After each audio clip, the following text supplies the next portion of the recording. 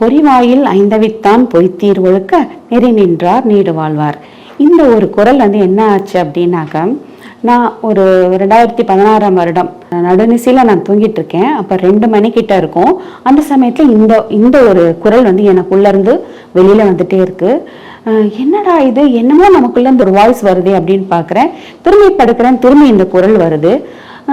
அப்போ ஏதோ நமக்கு ஒன்று சொல்ல வருது அப்படின்னு சொல்லிட்டு பார்த்தோம் அப்படின்னாக்க, இந்த குறள் எனக்கு ரொம்ப நல்லா கேட்டுச்சு.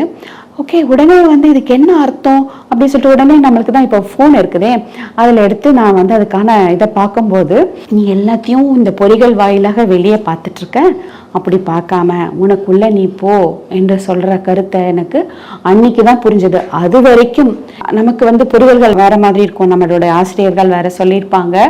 ஆனால் பத்ரி சார் என்ன சொல்லுவாங்கன்னா, நீங்கள் இங்கே சென்னை வரும்போது, இங்கே தமிழ்நாட்டுக்கு வரும்போதெல்லாம் அவர் சொல்கிறது, நீங்கள் ஏன் வள்ளலாரை படிக்கவில்லை, நீங்கள் ஏன் திருமூலர் சொன்னதை படிக்கலை, நீங்கள் ஏன் திருக்குறளை சொன்னதை படிக்கலை, அப்படி என்ன இருக்குது, நமக்கு மனப்பாடமாக சொல்லி கொடுத்தாங்களே எல்லாத்தையும், அப்படி என்ன இருக்குன்ற ஒரு கேள்வி எனக்குள்ள ரொம்ப இருந்துகிட்டே இருந்தது. அதற்கான விடை அன்று எனக்கு கிடைச்சது நண்பர்களே.